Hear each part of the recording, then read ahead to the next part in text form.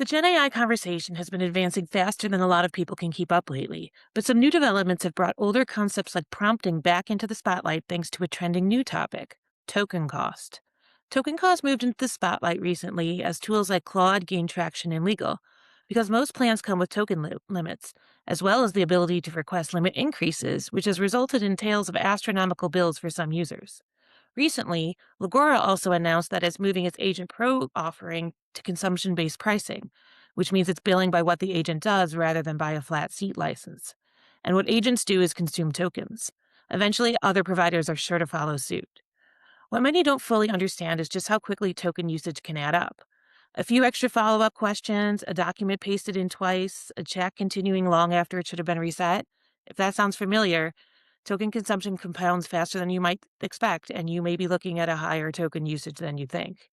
And you might not even realize it until you've hit your usage limit or worse, seen the bill. This is a blind spot we've been unpacking in one of our latest article series on Legal Tech Hub: how to get more out of tools like Claude without burning time, decreasing accuracy, or racking up unnecessary bills. We cover topics like what tokens actually are and why they function as a hidden meter running behind every chat, when to reset a conversation versus continue in the same chat, and what everyday prompting habits, from repasting whole documents to burying 5 questions in one prompt, might be driving up both cost and inaccuracy without you knowing it. Head over to legaltechnologyhub.com to read the full series and learn more about how to get the most out of your token limits and your usage of tools like Claude.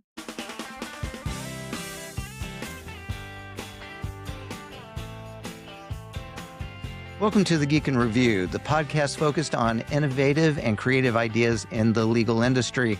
I'm Greg Lambert, and Marlene is out west climbing a mountain or maybe enjoying a cocktail somewhere right now, so everyone is stuck with me this week. Today, we are exploring why AI isn't actually eliminating bottlenecks in law firms, but rather just moving that bottleneck upstream, and how mid-market firms can leverage their institutional knowledge to win the AI transition.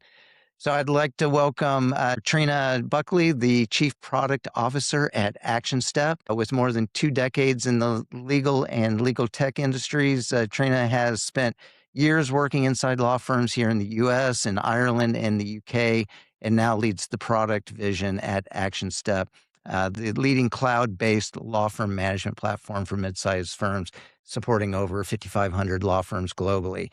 And Triona is joining us, I think, from the future, because I think it's already tomorrow there in beautiful Auckland, New Zealand. So, Triona, welcome to the Geek in Review. Thanks, Greg. Great to be here. All right. I threw this one in at the last minute because I realized that we weren't giving you a chance to really talk about Actionstep. So you mind giving us just kind of the elevator pitch on Actionstep and what you do there? Sure. Actionstep is a law firm's operations platform. So it combines practice management and legal accounting in one platform. So really, I suppose, designed to connect all the work of everyone that works at law firms. We are a global business, so we have a global team, a global customer base, very much focused on the mid-market. So that's our sweet spot. It's where most of our customers sit. And so we're really trying to support the unique challenges and opportunities that mid-market firms have.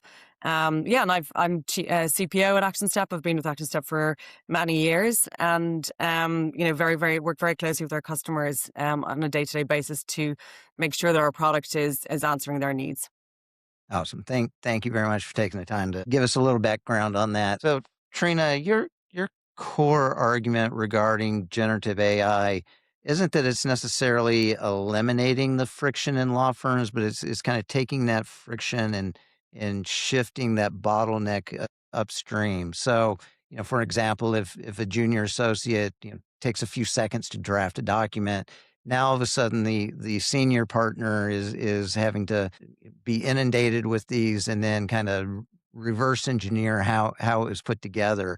So, in your view, how do firms structurally fix this workflow so that AI doesn't actually introduce more problems than it fixes? And what do you mean when you say something like we need to shift from speed to systems? So what I mean about really shifting from speed to systems is thinking less about, one task, and delivering one task using one AI tool, and more about, thinking about the whole workflow. How are you going to use AI across the workflow, and across your tasks in a way that feels much more intuitive to the way that you naturally work. So, what we've seen is that law firms adopted and continue to use some fantastic tools around documents and research and those sorts of things.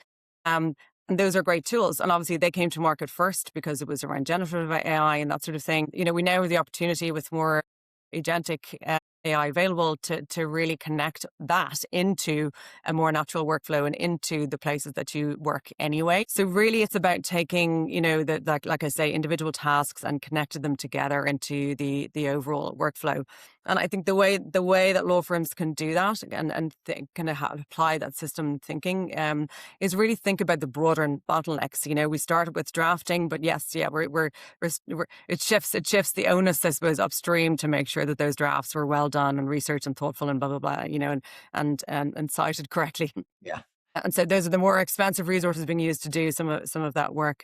But really, oftentimes the friction in overall workflows is less to do with those tasks.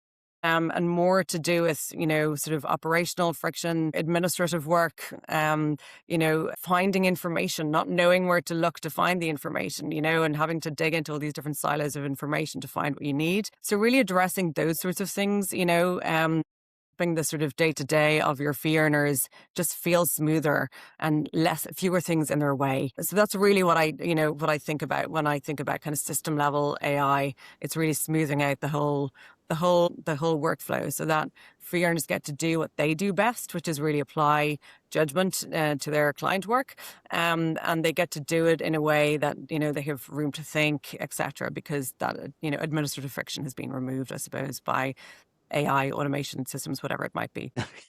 So we talked recently, I think it was the last episode, on what we called executable knowledge in private graphs. And you've noted that while AI can draft a contract, AI sometimes is biased, and what clients are really paying for during the high stakes milestones is for that lawyer's kind of unbiased judgment. And we talk a lot about judgment here for the lawyers. So on the mid-market firms that you work with, how is it that they're actually capturing the expertise that's kind of locked in that partner's head and put it into so that it's that systems process that kind of guarantees things like the context is right, the controls are there, the governance is there to help support that judgment. How do you pull it all together?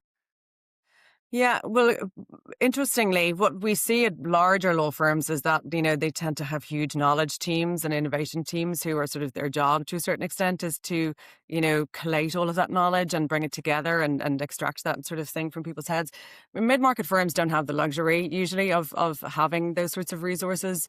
And so if it's not being captured throughout your day, it's probably not going to happen. It's probably not going to be, a concerted effort, I suppose, for everyone at the firm to sort of download what they've done that day and the reasons why they might have done things, etc.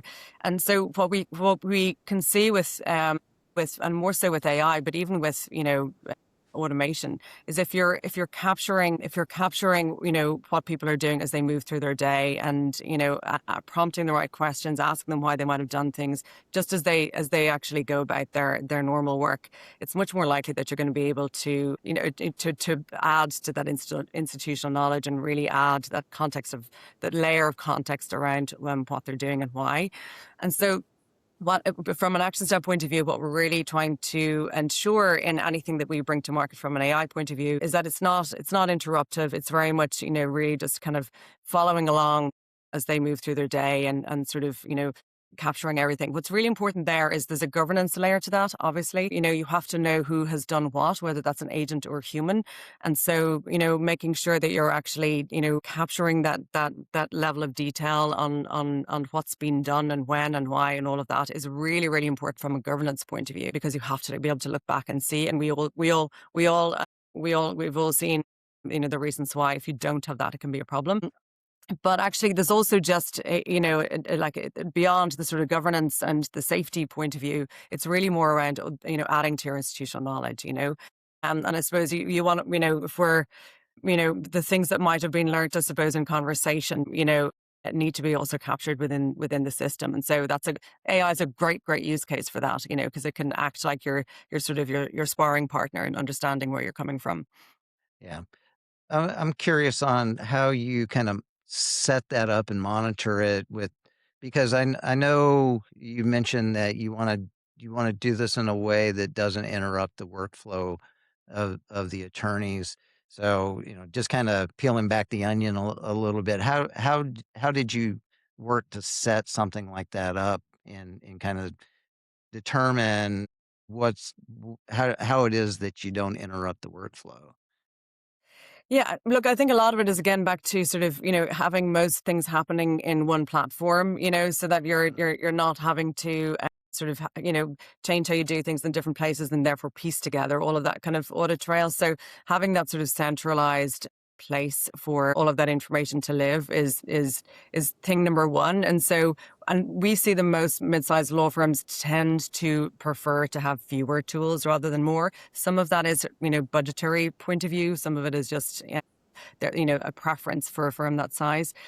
What that allows actually is that you can have, with all of that connected data you can put AI on top of that, and it has all of the context, and so it doesn't have to read 5 different tools. It actually has the information it needs at its fingertips. And so that's a big piece of it, is just the fact that it's actually already kind of connected in one place. It doesn't have to be one platform. A lot of it is just to do with how things are interconnected. So that's sort of the underlying, I think, philosophy really for us around how we've been thinking about AI and how we see AI being successfully adopted by our customers. Is again back to that kind of system thinking. How do I make sure that everything I do is being captured, but it's not sort of proliferated across too many tools. Yeah. Well, let me get away from the partner level, and let me ask you about some of the training, especially on the associates. And I think, I was reading articles today that kind of played on this fear that, that the AI is going to just cut all of the junior associate class. Compound that with the fact that a lot of clients don't want to pay for that. They see it as training. I always laugh. I love the fact that the clients love taking the experienced lawyer Yeah. later and bringing them in house, but they don't want to train them as junior associates. But you mentioned that we need to move away from relying on training by osmosis, and I think a lot of us understand that, what you mean by that. So, how should firms re-architect their training module or models to so that AI acts more as an accelerator that teaches critical thinking rather than just a machine that just does some work for them? I like to call this using the AI to help you AI. But how do you see the AI being used in the training sessions? Yeah, I mean, one of the things that I saw at law firms when I worked there was this, model of, summer associates and more junior associates like in office with partners or in office with senior associates. And like there's a lot of value in that training by osmosis. As you said, some of the sort of more nuanced learning happens there. But, the reality is that, some of that has already gone away, through COVID and everything else, and people not necessarily being co-located. That hasn't been as possible in the last number of years. And while firms have, really invested in their training programs and their more formalized sort of structured training systems, one of the things that they hasn't quite caught up yet is using AI to be the trainer, So if we think about connecting what we talked about a moment ago in terms of institutional knowledge, there's decades and decades of, client work and, advisory work captured, within the systems of a law firm. How do you put that to work? Not just for your client work, but actually for training your juniors. And so, and it goes back a little bit to what we spoke about as well in relation to creating drafts. If you actually have AI that is acting like the trainer, is asking your associates questions, is using the institutional knowledge to prompt them to ask deeper questions, to understand this more, to make sure they're checking what they should be checking. You know, it really is an opportunity, I suppose, for it to feel like that sort of in office, more nuanced sort of training without that lift being on, the partners to do that. Because, as we all know, that's a very inconsistent model. It's very much reliant on, how good that one, partner or senior person is in terms of training. Whereas AI can really standardize that. It can take all of the good parts of all of that sort of learning by osmosis, but add in a level of structure and sort of rigor that wasn't there before. So I've started to see a few of the more innovative firms really see that as an opportunity, particularly at the mid market, where again you don't necessarily have the resources to have a dedicated, training program and that sort of thing. So yeah, that's really the opportunity that I see, is just sort of adding the nuance and the rigor, but really the institutional knowledge comes to life. This is how we do things at this firm, but not even just at a sort of a workflow level, more at a sort of like, we tend to advise this way with our clients, and like really, really very much more, I suppose, nuanced, which is really the secret sauce, I suppose, of why clients choose a particular firm over another. Yeah. Yeah. I've been using, and and I know that Mark Andreessen didn't come up with this, but he had said something earlier this year about the number one thing that moves someone from the 50th percentile to the 99th percentile the fastest is individual tutoring. Uh, And you said over the long history of humans that the royal families did this, that the wealthy families did it, but it took a lot of money to Yeah. to do this individual tutoring. And he's saying now we have these tools that can be set up to be tutors. Is that how you're seeing it? Is to train the AI to be the trainer or the Absolutely. tutor? 100%. Yes. And again, this isn't to replace, training programs or to replace that really important, senior junior interaction. It's about augmenting it and just making sure you're standardizing it to a certain extent so everyone's getting what they need.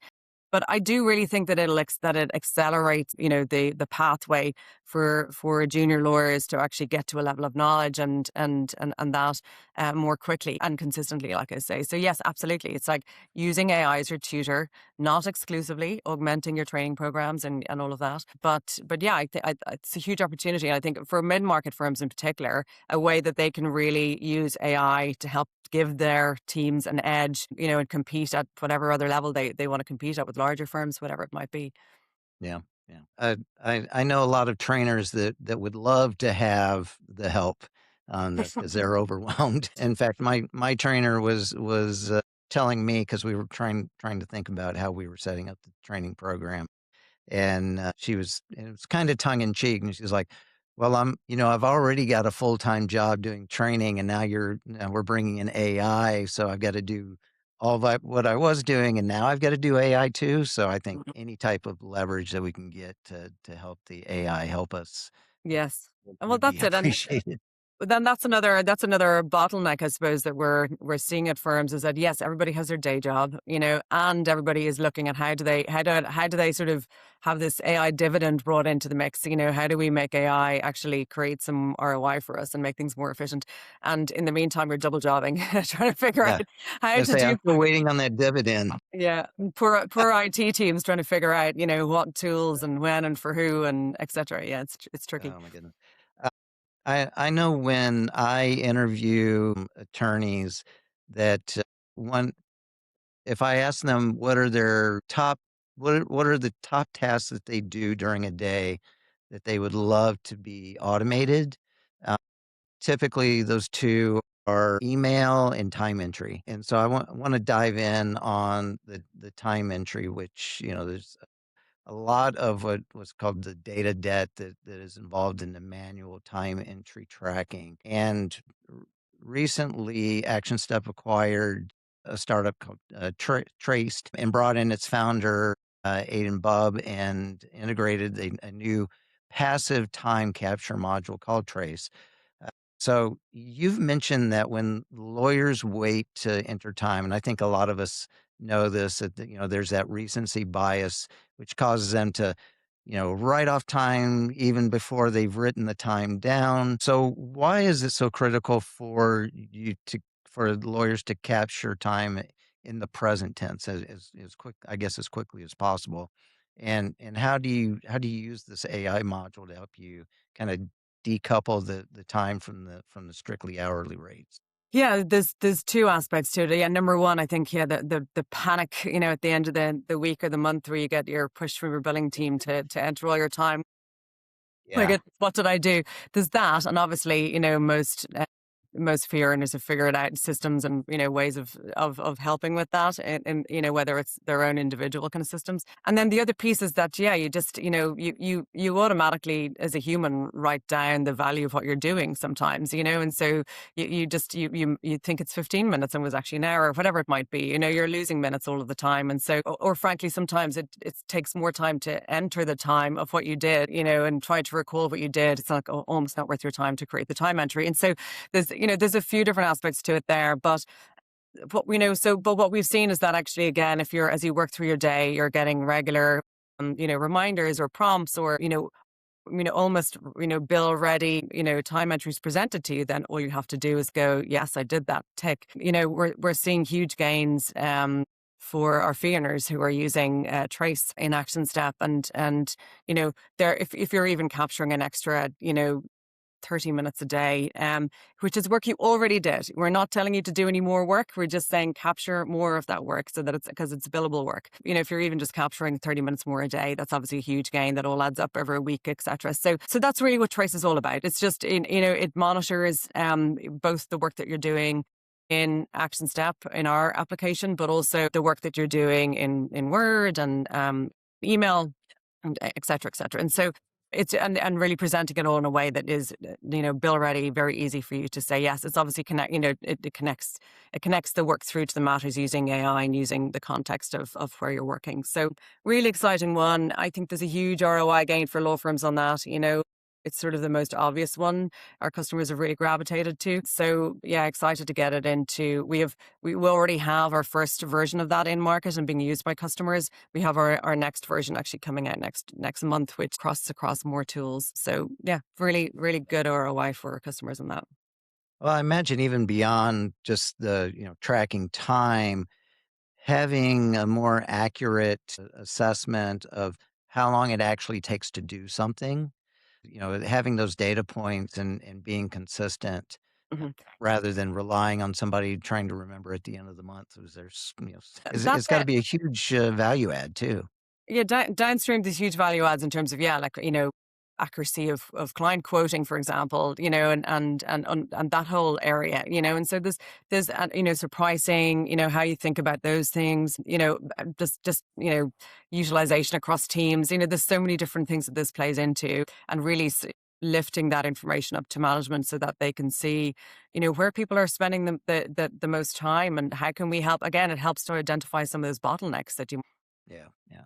I can imagine the billing partner looking over there and going, "Oh my god, it took that long to do this?"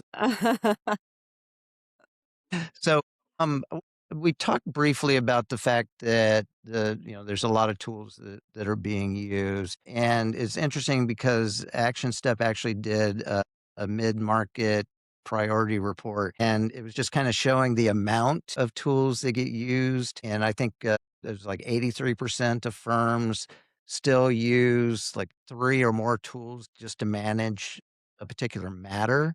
Mm, And a third of those use 6 or more tools, so yeah. and being in a large firm, I mean, we've seen tools sprawl where it's like, "Oh, it'd be great if we added this one thing, or this will make things easier," and the next thing you know, you just got this huge stack of technology and with each one doing its own little piece. Hmm. So why do you believe that mid-market firms are actually better positioned to apply the AI transition than say an AmLaw, 100, 200 firm? And so, how are you seeing them being better positioned? I think there are three reasons why mid-market firms are better positioned than most. Number one, they tend to have fewer tools, so they're probably more in that middle camp of kind of three-ish tools maybe. that they're working with, which actually isn't a lot. Having some well integrated tools is good, and so they have fewer tools to work with, and so it's easier for them to sort of get their house in order and get sort of AI ready, because their data's living in fewer tools, frankly. Um, Part of that is because don't necessarily have the budget to buy all of these other tools, and part of it is that they're able to. There are products out there that support them, that give them that sort of, cleaner environment. So there's that piece of it. I think, number one, just that their tooling is set up well for AI to work well for them. Number two, it is just a function of size, you have a professional layer in mid-market firms who are experienced, who typically are quite close to the bottlenecks and the needs of that firm. But because they're slightly, they're not these huge, big enterprise firms, they're easier ships to turn. And so change Right. management is something that can happen somewhat more easily if you do have that professional layer. And I'm really talking about firms who have sort of invested in having, strong management resources that can help that to happen. And then the third thing is that, generally clients choose mid-market firms because they have, the closest they get to senior resources, the closest they have to the partners, the advisory relationship that they have there, which you don't necessarily get, in other segments of the market. And so mid-market firms already have, good relationship managers, so their fee earners are good relationship managers. Their partners are very focused on the growth of the firm and making sure that clients are well taken care of and all of that. And that's one of the things that is going to shine most in a world of AI. It'll be less about the sort of the quality of the the documents and that sort of thing, and more about those sort of really nuanced personal advisory relationships, which mid-market firms have already had to hone those skills over many years. And it's one of the reasons why talent comes to those firms, because they want to have more of that client engagement. So those are the sort of the three reasons why I think mid-market firms are in a really, really good position when it comes to AI. Their data's well set up, they've got the client relationships already, which are going to be the value point going forward, and they're easy. They find things easier to adopt and easier to change. Yeah, I want to pull on the change management thread that you mentioned there in the middle of that, and I imagine that having fewer tools or tools that kind of crosses across multiple steps makes it a little easier on the change management front. How do you work with your customers to kind of understand that change management aspect of it? Because I think a lot of us don't realize how important that is. You are absolutely right. So many firms do not realize how important that is. And we try and advise firms who come to us to really think about these projects as, think about them in a matter of sort of, months, not weeks. Like these are, you have to plan for this. You have to make sure that you have you have an awareness, I suppose, of how your systems currently work, your actual, how your people work, and that you're planning around that, and like less focus on feature functionality and more about, your own processes today and how you want it to work in future, that sort of thing. So, Right. I mean, a lot of the change management piece is around, as yeah, being clear about what actually needs to change, where those bottlenecks are, but also having the right team in place that are going to actually drive it forward, who are going to be champions, who are going to make sure it's successful. So a lot of the times when we're engaging with, firms who are coming to us for the first time, we're asking them those kinds of questions, like who's going to be involved in this project? What are the things that matter to your firm? Where do you see your firm, next year, the year after? What sort of growth are you experiencing? What sort of clients you deal with? So really more like asking about their business, so that they're already starting to think about those sorts of things in the context of technology, and less sort of, comparison tables of features and functionality, like I say. So that's really important. We also work with a really, really experienced cohort of advisory partners who, work with firms to help them to adopt new technology. Like their entire jobs are around change management and technology and adoption and that sort of thing. So, while our team is very much, because most of them have worked in law firms, they're very much of that mindset. The actual implementation work is done by our partner group, in direct collaboration with our customers. So that works really well. It means we don't have any implementation bottlenecks at Actionstep. We have a kind of a endless supply of well vetted partners that customers can choose from. So that works well. And it's a very different, like we're a software company, and so it's a very different mindset. You need to have business process people involved in that. But like I say, I think having those conversations from the very start, is really important. We have a lot of firms who will come to us, have those initial conversations, realize they need to go and do a bit more homework, Yeah. then come back Yeah. to us, kind of 3 months later. So yeah, that's Yeah. probably how it works best. Yeah, kind of keeping your eye on where the strategic focus of the firm, because especially when you're bringing in a, a substantial bit of software that can kind of change the day in and day out for people. Hmm. It's not just turn it on and say, here you go. There's a lot that you need to think about so it sounds like you've got a good handle on that implementation. Well done. I like to think so. I mean, look, these things are always they're huge projects. They are huge projects, like you say. It's a big undertaking, and I suppose for that expectation to be set is also important. Like let's be clear. This is going to take a lot of effort, a lot of thinking, but you're going to come out the side in a really really good position. And sort of working through those those periods of pain. Is inevitable, but again, as long as you're having those conversations early and that's understood, it's not an issue. It just shouldn't be a surprise. Yeah. Well, the one thing law firms are known for is really accepting change. So it's or maybe not. Maybe we're not known Well, for I that. don't know. I mean, people, there's a bit of a talk track about law firms sort of being, slow to change and that sort of thing, slow to adopt. But I actually I respect the thoughtfulness that generally the legal industry has to to these things. I also think if you look at the history of law firms, like, to be fair, there's few enough industries that have actually survived and thrived as well as law True. firms have. So through all sorts of booms and busts and whatever else. So I don't. Yeah. Yeah. Well, one thing we do thrive through uncertainty. So that's So, well, Trina, let me ask you before we get to our crystal ball question. We've been asking our guests for the past year or so, just because there's so much going on in the industry, whether it's legal tech or just AI in general. There's just so much to try and keep up with. So we've been asking, what are some, one or two of the, must read or must watch or must listen to resources that you use to kind of help you kind of keep up with what's going on in the market right now. I have to admit that while I am obviously this podcast, but while I am Obviously.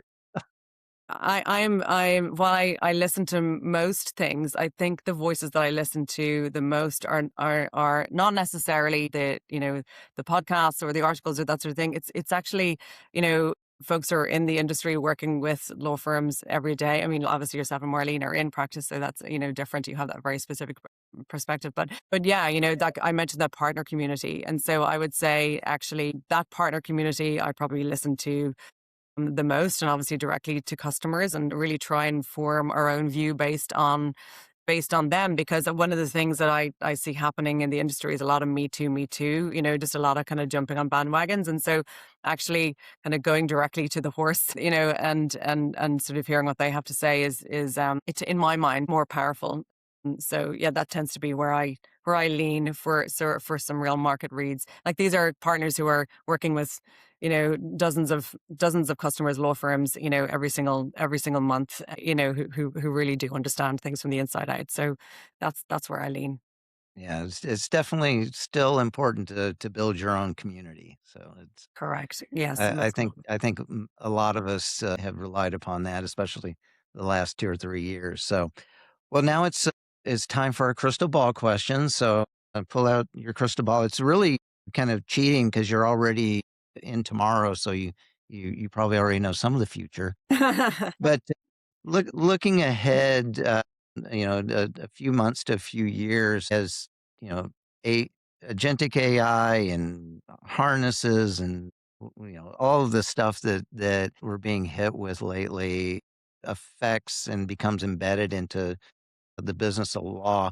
What are some things that you think, especially in the mid-market law firm model, that they should be prepared for that they may not be ready for yet? A few things. I mean, some of the things we've touched on. So I think you're going to see firms that, have invested in, client nurturing, client relationships, that sort of thing. I think they are going to be the ones who thrive. And so if firms are not doing that already, that should be the thing that they are prioritizing over and above anything else, frankly. The second thing I mentioned, I think the firms that have their data house in order are going to do better, in terms of AI enablement. But in general, I think I have a very positive perspective on where law firms will end up being. I think, again, law firms have been through a lot of cycles. They always end up, surviving, thriving, changing, evolving, coming out stronger for it, sort of thing. And I think just for them to think forward to that point, and what that looks like for them, and work towards that. The pieces that I don't see as much conversation around at mid-sized firms, I think it's probably happening with enterprise firms, but not necessarily mid-size, is around how their commercial model is going to change, how their pricing, uh, like the types of client engagements that they have is going to change. We're already hearing from some law firms that clients are saying to them, I don't want to pay for your juniors. I only want to pay for your seniors, that sort of thing. So I think, you're just going to see a lot more of, which has already been happening, but you're going to see a lot more, project level pricing, those sorts of fixed fee type of pricing, which is less about attaching, rates to people and more about the output, I think that's an area that I think mid-sized law firms really need to focus on and plan for, and understand how that's going to impact their kind of economic model as firms. It's one of the reasons why, we talked about time tracking earlier, and sort of understanding the dynamics of, where you spend your time and how that plays into profitability. It's one of the reasons why I think that's like something that we're investing in, and that we can help law firms with to plan for in future. Yeah, yeah, great answers. So, Trina Buckley, I want to thank you very much for taking the time to talk with me today and sharing your vision of where we're heading. This has been fun. Thanks, Greg. Really appreciate it. All right. And thanks to all of you who are listening to the Geek and Review. If you enjoyed the show, please share it with a colleague. We'd love to hear from you on LinkedIn and Substack. And Trina, where's the best place for our listeners to learn more about you and Trace and Actionstep? Actionstep.com. Easy. I like Very it. simple. Yes. And as always, the music you hear is from Jerry David DeSeca. So thank you, everybody.